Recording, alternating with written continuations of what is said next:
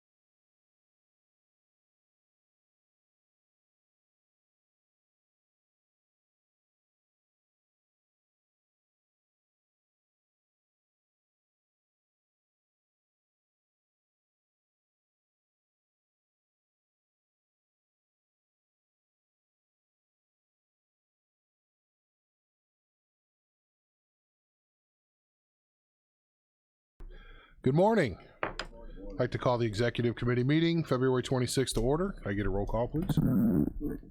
Mr. Lear? Present. Mr. Washington? Present. Mr. Lejes? Present. Mr. Olthoff? Mr. Hess? Present. Mr. Tholen? Mr. Byrne? Mr. Byrne? Okay. Ms. Weber? Present. Mr. Payton? Present.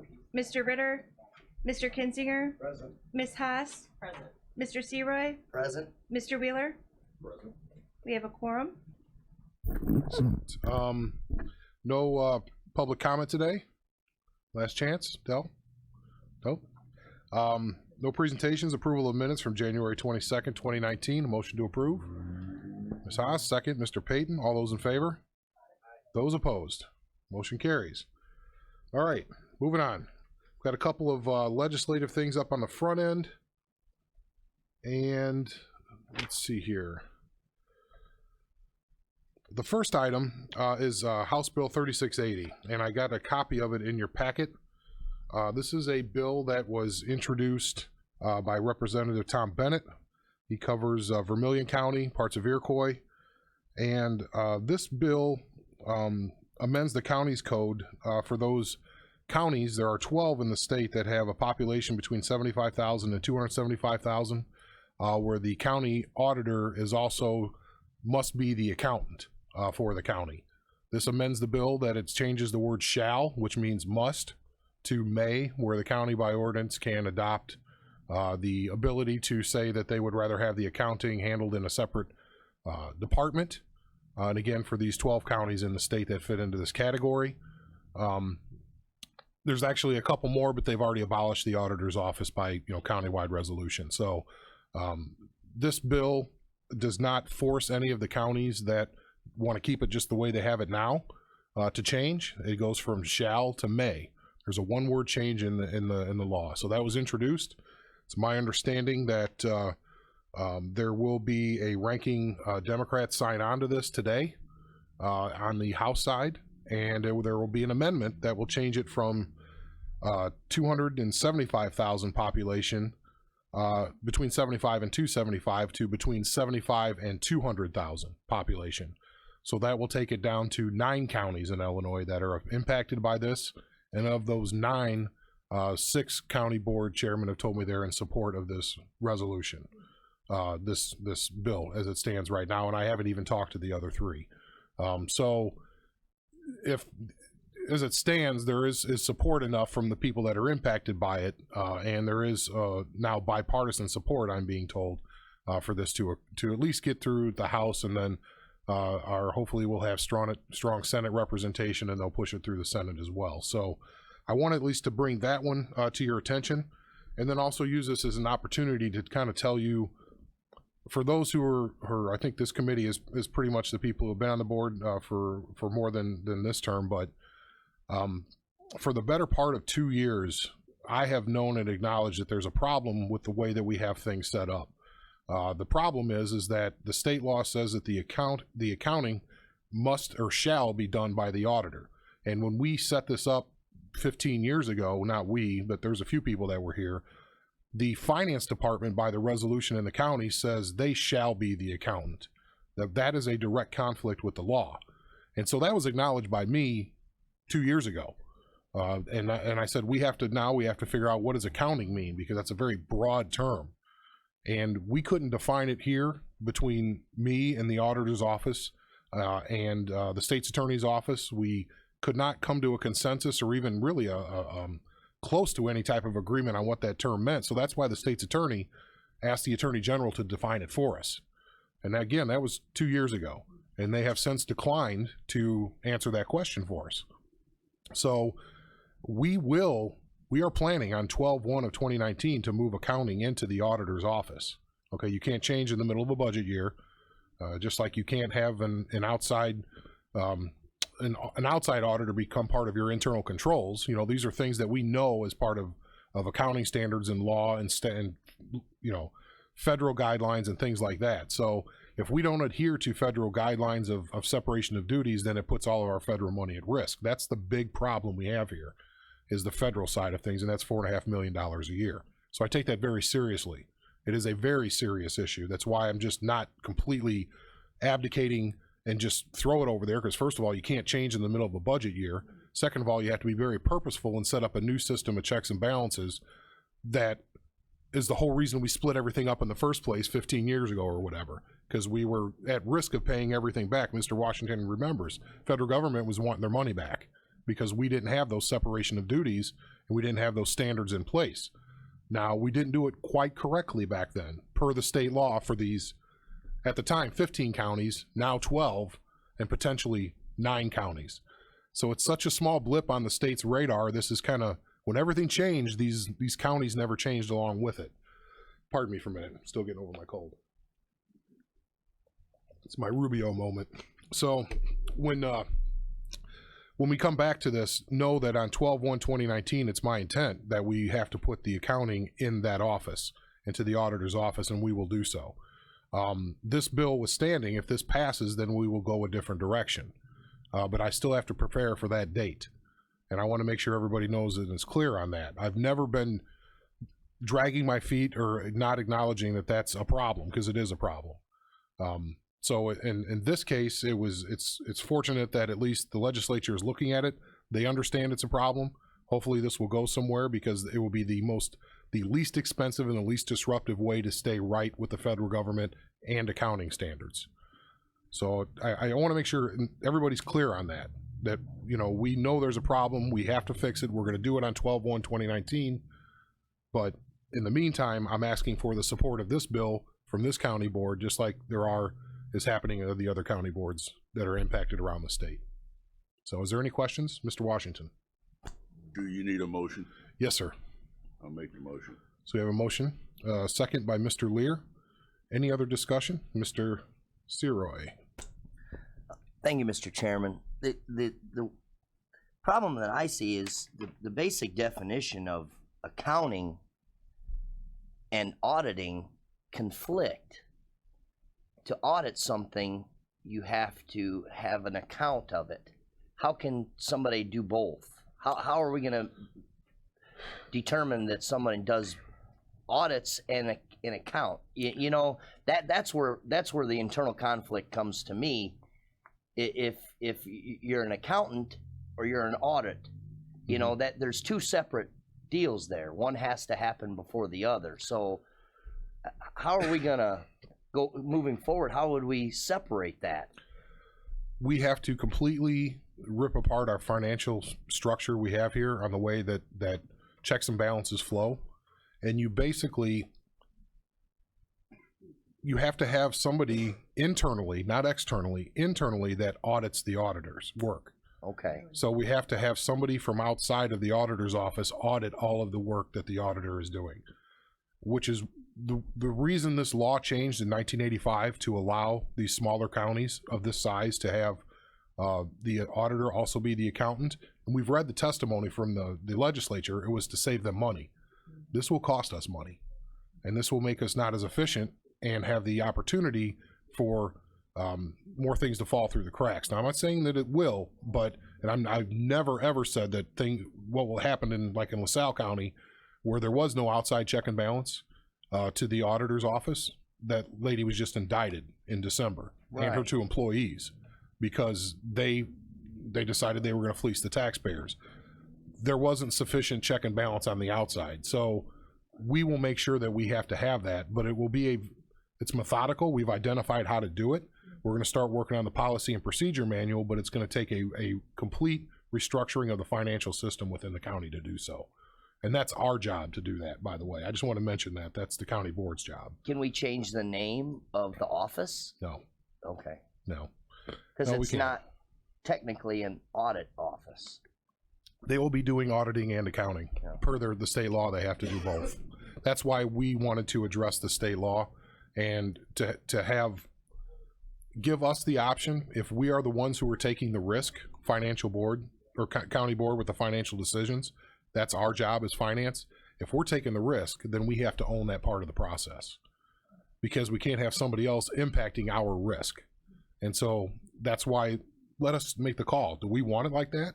Like, there's some counties who want it like that. Yeah. Let them take their own risk. Maybe they got enough money to hire someone or two people to re-audit the auditor's audits.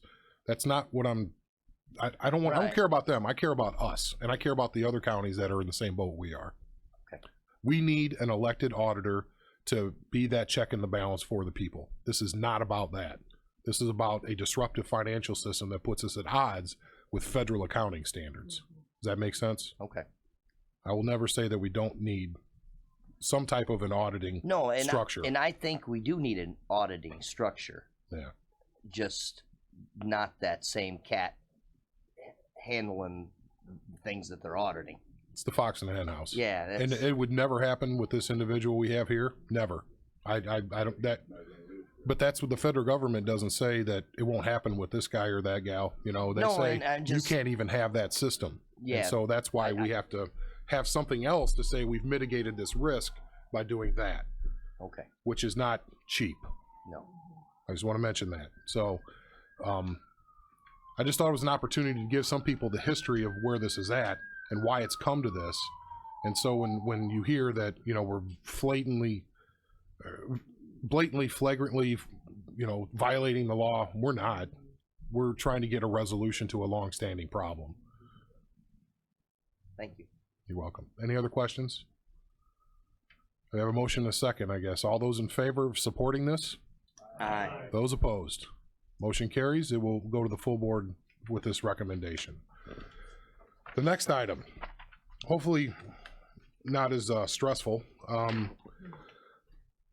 Depends where you live. Yeah, exactly. The obviously the river is a concern of all of ours. It's a joy, and also, you know, it's a concern. And one of the things that we've been talking about with Iroquois County in Indiana and locally here with a lot of our people that are vested with the river is, one of the solutions would be to kind of have a regional approach to this. And so in my conversations with Representative Tom Bennett and with Representative Parkhurst, we thought that, you know, if in fact we do come to an idea that involves a conservancy district, which may be one direction that we go, that covers both the Kankakee and the Iroquois rivers together into one system, because they really are one system. The Iroquois is a tributary of the Kankakee at some point, and they have lots of tributaries that feed into them. We would have a mechanism to be able to use the Conservancy District Act to help us clean out some of the logs and the sand and things like that. But that may not be the answer right now. But when this legislative session, Representative Bennett drew this up, and I think Lindsay signed on to it, was to be able to create the ability to rename a conservancy district, because that didn't exist before. So if in fact it became a Iroquois Kankakee Conservancy District for both rivers, just the ability to have the community buy-in for both systems, because it would take an act of the people to be able to say that we want to have this happen. And so that's really all this is about. This isn't the solution. We haven't decided on anything yet. It could be part of a solution down the road, and it very well could be. It's one of the few resources we have at our disposal. The Conservancy District Act created Rend Lake way back when, you know, so I mean, it's those types of things that allow us to be able to take control of something that obviously the state and the federal government is not going to help us with at this point. When it becomes a bi-state initiative, then the feds can get in and start helping us out a little bit. So that's the ultimate goal. So anybody have any questions about that? We just thought take advantage of this legislative session, get something in there that would allow us to be able to move forward at a later time, if this is the way to go. Yes, Ms. Weber. Thank you. I just wondered what the status of it is. Is it in a committee now? Or? Yeah, it's in, both of these are in committee. Yep, they have to. So what we're doing here is basically sending down our support for these initiatives, because, you know, we only, from this county board, we can only like send our support for things that impact us as a county. You know, we could put out stuff out there on everything, but that really is not really our job. It's to look at what impacts our county and the business we have to do here. So is there any motion on the floor to Mr. Hess? Second, Mr. Legess. So any other questions about this? Alrighty, all those in favor? Aye. Those opposed? Motion carries. Thank you. Can I get a, we got Julie here and she had some legislative stuff. Can I get a motion to amend the agenda to move Julie up till now so she doesn't have to sit here through the whole meeting? Mr. Siroy and Mr. Payton, all those in favor? Aye. Those opposed? Hey, Julie, if you want to take the mic in the back, or you can sit up here. It's whatever's comfortable for you. Let me be here this morning. There's a lot of bills coming out there that are related to animal legislation. I'm sure maybe I'll be back next month as things come at me. I'll try to get them here as quickly as I can. First few things that I wanted to address today to see if I could get the support of the county is Senate Bill 131. It requires rabies vaccinations for cats. Of course, it exempts feral cats unless one is presented to a vet for either spay or neuter or something, then they should at least get one rabies. Cats really are more popular in homes than dogs nowadays. A lot of times people think that their cats, if they're in the house, they're not subject to risk. They are. They're natural hunters. The primary rabies that we get in the state of Illinois is bats. And those bats can get into our homes, therefore our cat does their job efficiently. And if the cat is not vaccinated, then they, directly bring that right to your doorstep and into your bed almost. Just recently, Missouri just had a rabid cat, a stray cat that was rabid. The people had brought it into their home. Unfortunately, it was diagnosed as rabid. The whole family had to be treated, and 2 of their cats had to be euthanized. So this is why this legislation is important, to help protect the domestic animals and protect us. So we hope that we can support that. Senate Bill 154 Let me go back to 131. It has been placed on a second reading in the Senate. 154 prohibits specific animals in traveling shows. They prohibited elephants last year. I think they were trying to go further with that. At this time, the bill has been postponed, although our state association was in support of that. Then the last one is House Bill 1645, and it talks about the misrepresentation that has kind of exploded with service animals and putting some regulations there to protect the people that really need it and to put some guidelines in for folks that are just trying to find a way to have their animal with them everywhere, regardless of whether it's puts an imposition on others. So we're in support of some guidelines on that as well. If there are any questions, if anybody sees any legislation as it relates to animals that they have any questions or concerns about, please call me. So the reason I asked Julie to come is this is the legislative body of this board, as far as the ones who would say, yes, the board is behind this, allow Julie to be able to say Kankakee County supports or doesn't support, and then pass it on to the full board for their final recommendation. So is there, I guess, any questions, or would there be a motion to combine and approve? Mr. Washington. Julie, are the symptoms of a cat with rabies the same as it is with a dog or any other animal? They can be. There's two types of rabies. They call dumb rabies and more active rabies. So there's, sometimes it can be rather quiet. It affects the neurological system of the animal and the human being. And oftentimes when symptoms appear, it's too late. You're already in when they say you're in a rabid state, then you're there, and it's not likely that you'll survive. There's only been 2 or 3 people, I think, in America that have survived, being rabid and going through treatment. Yeah. Ms. Weber? I make the motion to approve all of them. Motion to combine and approve these, and make the recommendation that we support these. Is there a second? Mr. Payton? All in favor? Aye. Those opposed? Motion carries. Thanks, Thank Julie. you. All right.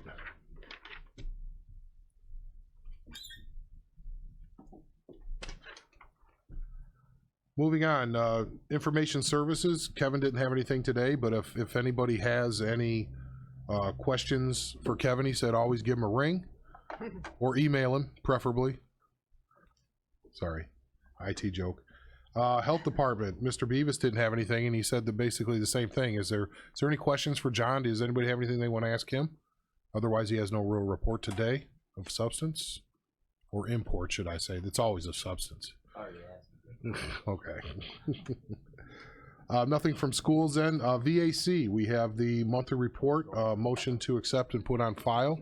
Mr. Legess. Actually, and we also have the annual report to the governor, a motion to combine and approve. Mr. Legess, second. Mr. Byrne. Karen's not here, so don't think there'll be any questions asked. All those in favor? Aye. Those opposed? Motion carries. County Administrator's Report, Anita Speckman.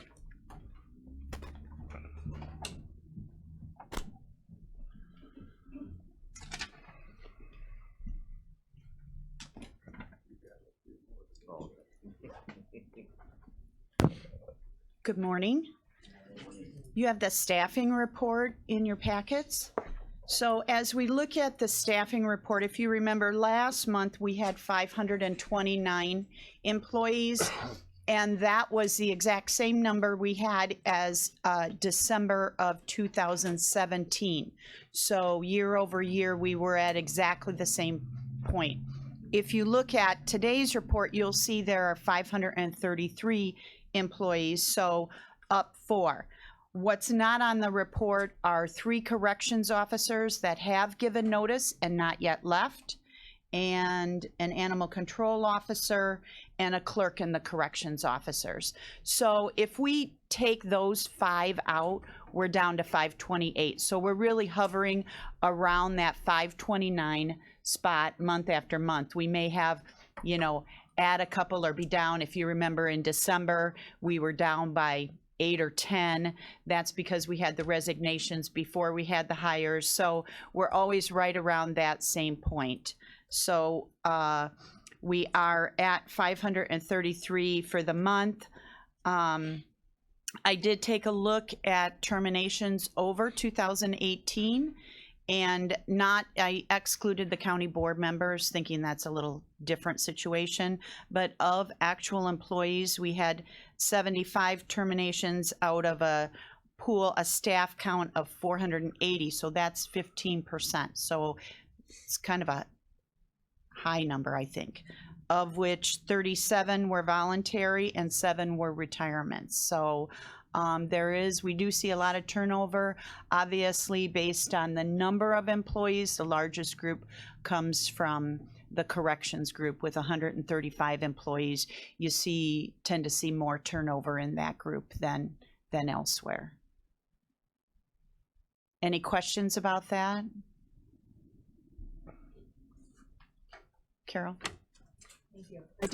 I think my math would be 39 were other. Is that, if you take 75, take away 37, take away 7, is that 39? I got 31. Oh, 31 was 70, terminated. because the original was 75. 75 terminations. Yes, Maybe I 35. misspoke. No, but no, you did everything well. Just wondered what happened to the other ones. Were they terminated? They didn't meet Yes. the first? Mhm. Yes. I don't want to call that out, but yes. Okay, any other questions about the report?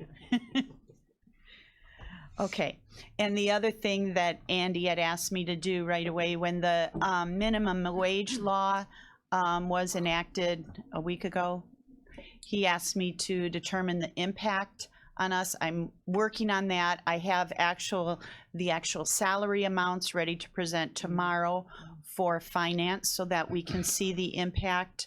What I'll do this afternoon is kind of to get the full picture to the taxpayers is add in taxes and IMRF implications. A lot of what I saw just looking at the salaries are part-time people. So the IMRF implication may or may not be there depending on how many hours they work. The other thing is unemployment. There may or may not be an unemployment impact depending on whether or not they're full-time or part-time or hit that $12,900 threshold. So it's not a simple, let's just take an overall 20% and add it on. So I'll be working on that this afternoon so we can get a full picture tomorrow at finance. But what you see is really no impact. I think the first tick, I don't have the report in front of me, like this fiscal year, but starting next year, it's really about 3 years down the road.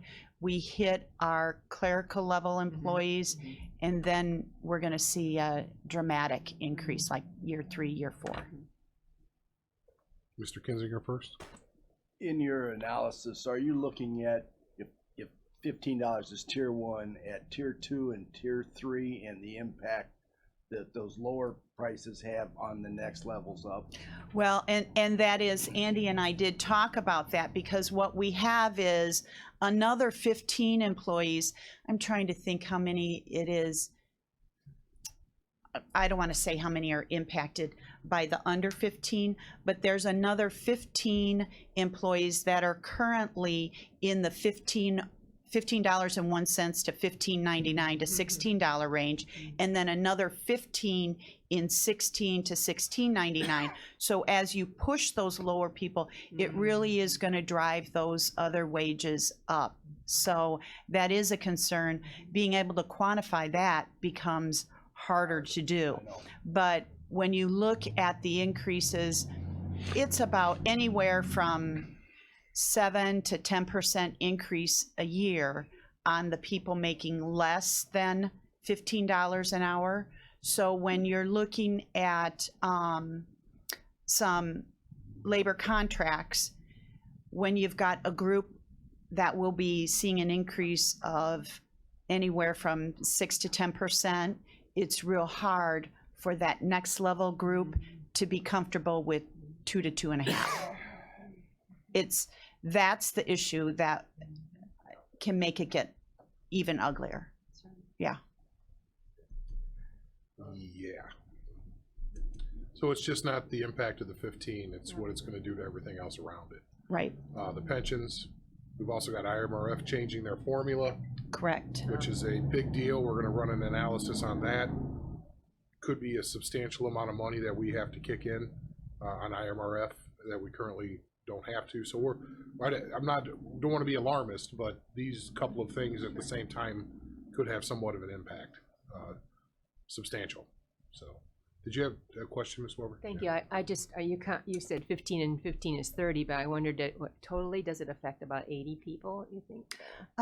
That's the part Yeah, I don't maybe it's remember off the top of my head, and I should have brought it with me because I'm not very good at remembering that.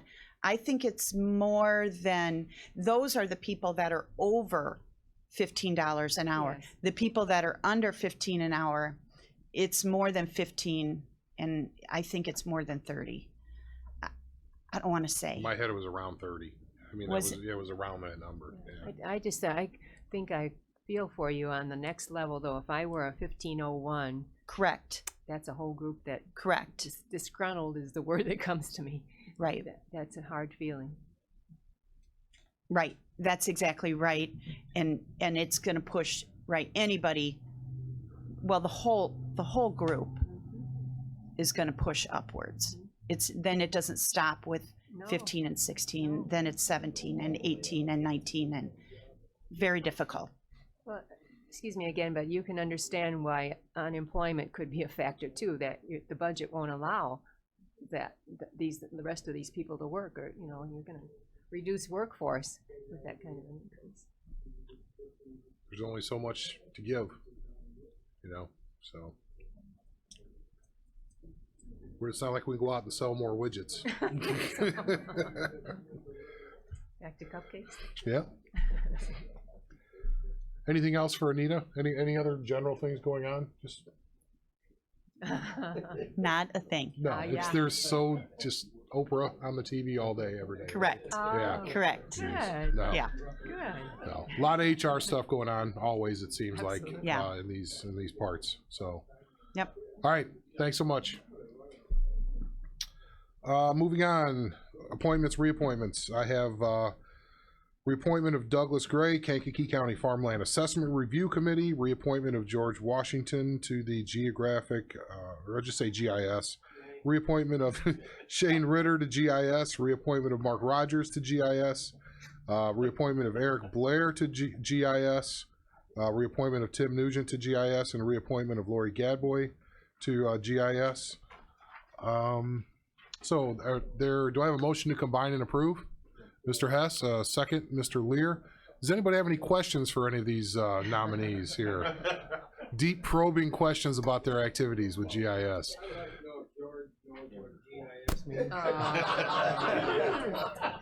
George.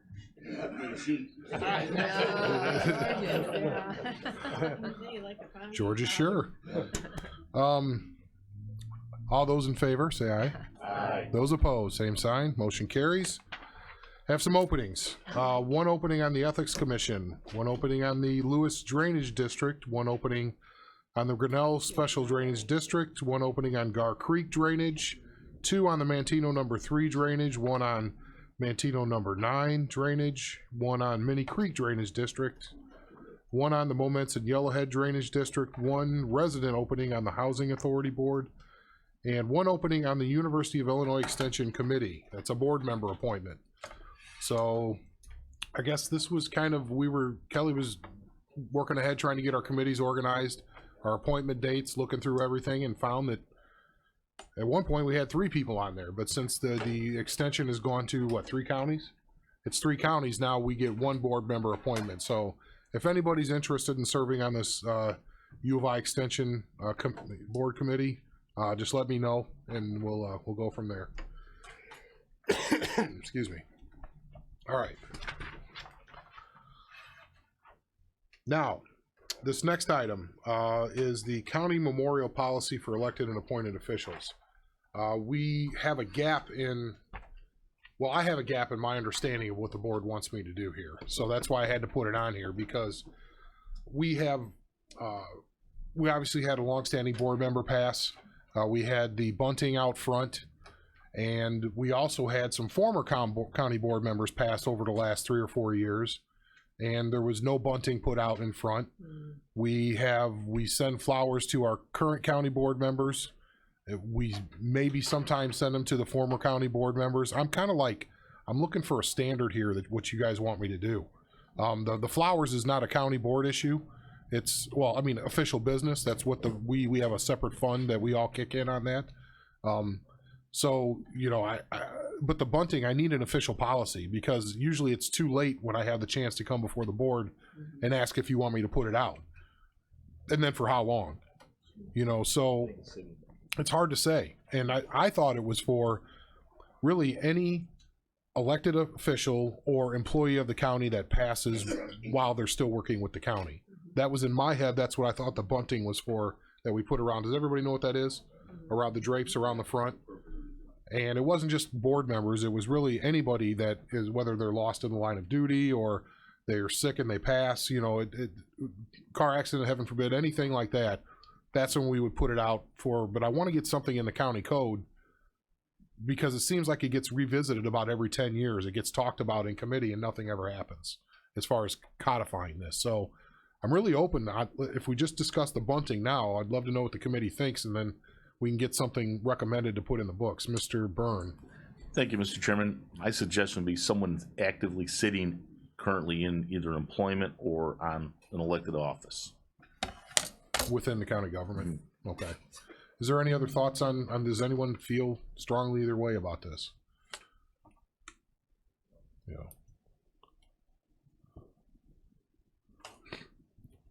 Yes. Thank you, Seroy. Mr. Chairman. I agree with Mr. Byrne. I think it's somebody that we should allow the bunting to continue for somebody that's actively employed or current. Okay. You know, it just the ramifications of, if we did for anybody that was passed, it could be out there all the time. You know, you know, just because of, you know, we got 500 some employees that have since retired, and then, you know, who'd research that, you know, to even find out if it was allowed. So I think active would be a pretty even cut of what we need to do. Mr. Legess first, and then Mr. Kinzinger. When we say active employee, are we talking about anybody that works for the county, a clerk downstairs, or are we just talking about county board members and elected officials? I'm kind of letting you guys tell me what it is. I can't. Yeah. I think that's stretching it. I don't think any villages or municipalities put up bunting for. I'm not downplaying a job or anything, but I'm just saying I don't think you put out bunting for somebody as a mail runner or something. I don't think that's appropriate. That's just my opinion, and I don't think any other village does it either. I don't even know, Lori Bradley doesn't do bunting at all. We only do elected, and we do former and current. Former and current is what Bradley does? Okay. Mr. Kinzinger? I'm along the lines of Mr. Legess. That was one of my concerns. You know, you talk about, are they part-time, are they full-time? I'm kind of in Mr. Legess's corner. I think there needs to be a little more definition in terms of who or whom we should put bunting up for. So we're going, well, let's just do it this way with head nod. Does everybody agree it's current elected to start with? Okay. So now we can move on to, is there any criteria for past elected? Do they have to be 5 years, 10 years if they're just elected once for a year, if they fill a spot for 2 weeks? I mean, I'm trying to figure out here what we're looking to do. You know, and because bunting is significant, it expresses that sorrow for somebody who has served in distinction, you know, and usually that's for a term, but I don't know what that definition is. Mr. Hess? Thank you, Chairman.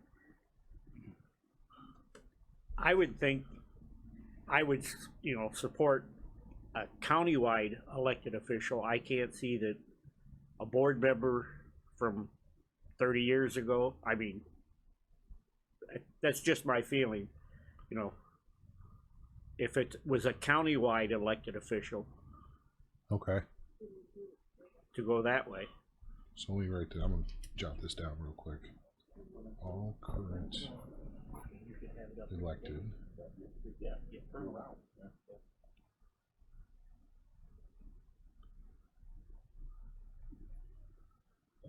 countywide past elected officials, or past countywide elected. Yeah. Okay. And Mr. Lear? And I would add one office to that, the county chairman, past county chairman. Because although they're not elected, they're really representing the entire county. Did they put something out for Mr. Martin? After he was, and he was no longer chairman at that time, so there is precedent, I believe.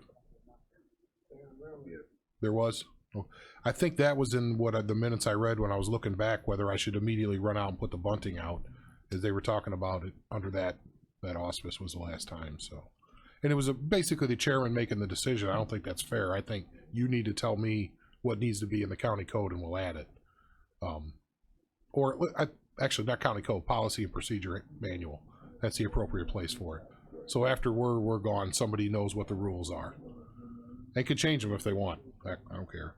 So it's all current electeds, past countywide electeds, and past chairman.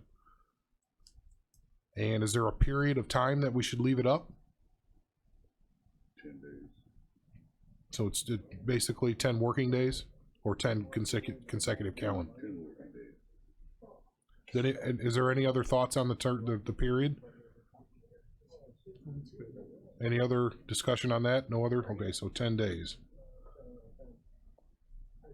Working. Alrighty. So to recap, if there was a motion, it would be bunting for all current electeds, all past countywide elected officials, past chairman, and it would be for a 10-day period. Is there a motion on that effect to add to the policy and procedure manual? Mr. Washington, second. Mr. Payton, any other discussion? Yes, Ms. Weber? Just wonder when it would become effective, so you have a guideline. It would be after the full board adopts this, coming up here couple weeks. So we'll probably, Anita would probably have something typed up so they could see what it would look like in the policy and procedure manual. So, yes, Mr. Kinzinger. We did this in about 4 minutes. I would like to consider that it be written, reviewed by someone, and represented. Oh, it will be at the full board. Okay. Yeah, the full board meeting, it has to be adopted by the whole board. Yeah. And that's why Anita's going to write it up, put it in the form like you would see it as the page in the book, the policy and procedure manual, and then everybody can go through it at that point together. First, Mr. Legess. So what we're saying is, Jim Tripp, rest in peace, if he would have ran and not got elected and passed away, he'd get no money after 40 years. I think it would be appropriate to say that the board could petition the chairman to, at a meeting, to have the bunting put out. There could, like in his case, if he would have gotten off the board and he had served for 50 years, I think that's a very, very well put. I'll have 30. I'll have 30 next year. I was trying to cover my back. So maybe right around the corner. So what we're saying is that if the motion in the second accepts it, that or the board could petition the chairman to put out bunting for any particular former elected, current, or be a former elected. Right. Okay. Okay. Why do we have? It would have to be at a regularly scheduled meeting. Yeah. And why do we have to have it elected? Why couldn't we petition for any county employee? I guess that would be appropriate. I'm thinking of our former clerk, for instance, who was there for a lot of years. So what Mr. Kinzinger is saying is the board could petition for any county former employee or elected or law enforcement official, anybody like that, the board could petition, but it would have to wait until a regularly scheduled meeting. And then once that committee petitions, then it would still have to go to wouldn't the full board have to approve that? Mr. Lear, do you have any thoughts on that for parliamentary procedure reasons? I think you might put in a provision that if, I don't know, 10 members of the county board or some specific number, so it's not just one person making the request, but some kind of significant expression of a portion of the board feels it appropriate, and then it could be taken to the chairman. Well, what about this? Because we do for special meetings, it has to be a majority of the county board to request a special meeting. Okay. So make it Yeah. a majority of the county board, of course, majority of the That full would be county board appropriate. through written petition Yeah. could ask the chairman to put it out for any, because And then you don't have you're to just wait for a going full board around, and meeting. it could, I then you could do it appreciate via email also. Yeah, sure. Yeah. Mr. Chairman, you know, if you don't do something timely, and it sounds to me like by the time we get this bunting up, that nobody knows what it was for, because we're gonna take a period of time. I don't know why a telephone poll of, at least 3 or 4 members of the board, or 5 or 6, with the chairman's consent, something needs to be done that is more timely than what we're suggesting. I can say that when we had, and to your point, I understand, I agree with you. That's one of the reasons we're having this discussion, because I couldn't wait until the next meeting to decide whether to send flowers to the former board member's Drain's funeral. We sent flowers, so I'm advising you of that now. We didn't put out bunting because I couldn't find any precedent. But when we had to have special meetings, we were able to find 15 people within a day to be able to go out and have special meetings, even though in that case we shouldn't have done it because it was over that insurance fiasco that the Attorney General had a different opinion on, if you may remember. These emergency meeting for insurance some years back. But we were able to get that done. So via email, I don't see any reason why you couldn't get 15 members, to be able to do that, as long as you're not sending it out to the whole board at once and violating Open Meetings Act, as long as you're contacting one at a time and saying, would you be okay with us putting out this for this employee or this whatever. I think it's pretty quick. I think even a text message would qualify as long as it's on a county phone. So Could we add anybody that loses life in the line of duty? Yes. To that? And that falls into the other basket. Okay. Because you'd be able to petition, me, like if somebody were to say, hey, can we put the bunting out for Officer X or, this employee that lost their life, in a car accident or something, then we would start to reach out to board members and say, we had somebody ask, are you okay with that?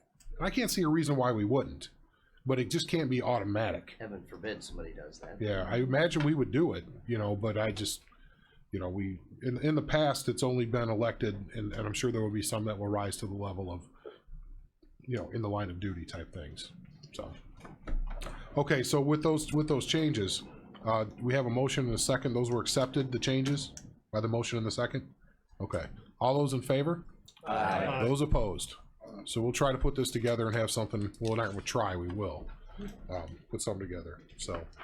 Mr. Chairman, Yes. before Mr. we Hutch. complete the leave, can we do a policy on resolution at request? Resolution at request? Right, just not mandatory. Like I had an example with this guy just died in Pembroke. Correct. They wanted just a resolution. Well, yeah, I mean, that could be requested from the board to do, but it would have to come here. But it had to go through the process. It has to go through the process, yeah. Yeah. Yeah, and that's unfortunate. If it's a resolution, it's all gotta be voted on here. I don't see any other way around that. Okay. Yeah. That doesn't mean it can't and should not come at that fact, but we couldn't have it for the service. I understand. Yeah.